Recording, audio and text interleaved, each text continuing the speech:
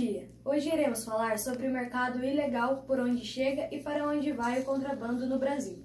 E mais, veremos os princípios de Hans Jonas, o filósofo da responsabilidade. Ao todo, são mais de 17 mil quilômetros de fronteiras marcados por terra e água, tornando o monitoramento completo da área uma missão quase impossível, facilitando a entrada ilegal dos mais diversos produtos, de eletrônicos a cigarros. Um estudo encomendado pelo Instituto Brasileiro de Ética Concorrencial, ETCO, ao Instituto Brasileiro de Opinião Pública e Estatísticas, IBOP, apontou que, no ano passado, 50% dos cigarros consumidos no Brasil tinham origem ilegal. Apenas 4% deles são produzidos dentro do território brasileiro em fábricas clandestinas. Todo o restante vem do Paraguai, entrando ilegalmente pela fronteira com o Paraná e o Mato Grosso do Sul. Isso acontece porque é lucrativo produzir cigarros nos países vizinhos para revender legalmente no Brasil. O cigarro é o quarto produto mais distribuído no Brasil.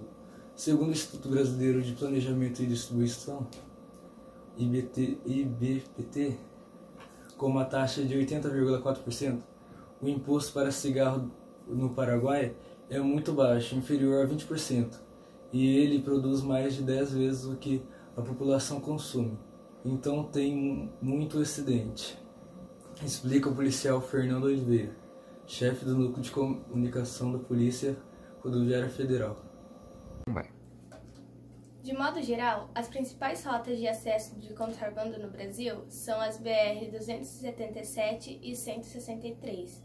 Juntas, elas cortam o Paraná do oeste até o porto de Paranaguá, no litoral. No caso da BR-277, que não sai deste estado, e o país de norte a sul, no caso da BR-163, que tem mais de 3,5 mil quilômetros de extensão. Todo o contrabando que entra no Brasil por fronteira seca ou por via fluvial, em algum momento deverá cruzar por uma delas, afirma o estudo do IDESF. Já a distribuição para os grandes centros é feita por meio das rodovias estaduais, assim como rotas municipais.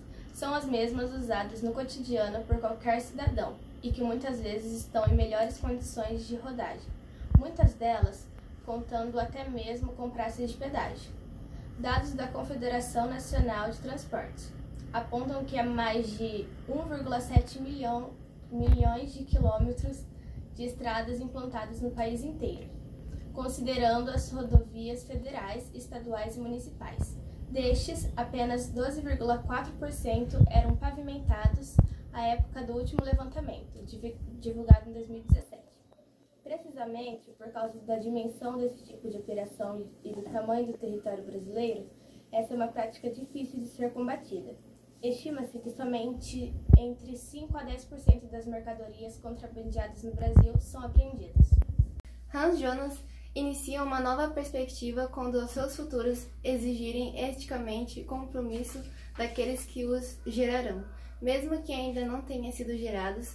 Jonas coloca, portanto, uma questão antes em aberto, qual seja, não haveríamos de nos preocupar com quem realmente ainda não existia e quiçá poderia nem vir e existir. Contudo, Jonas assevera que não é bem assim, pois o futuro não pode ficar refém de atos irresponsáveis para aqueles que eventualmente venham a nascer, tornando inviável para esses futuros eventuais seres. Em uma abordagem Tour-Court, é basicamente isso que torna o filósofo alemão um clássico contemporâneo, o enedismo de suas reflexões sobre os seres futuros e a nossa responsabilidade para com eles.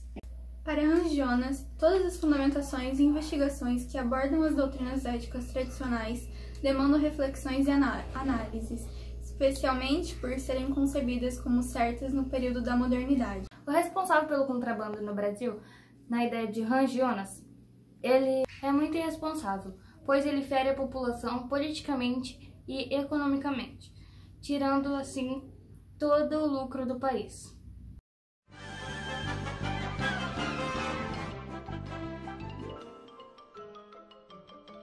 Isso é tudo, pessoal.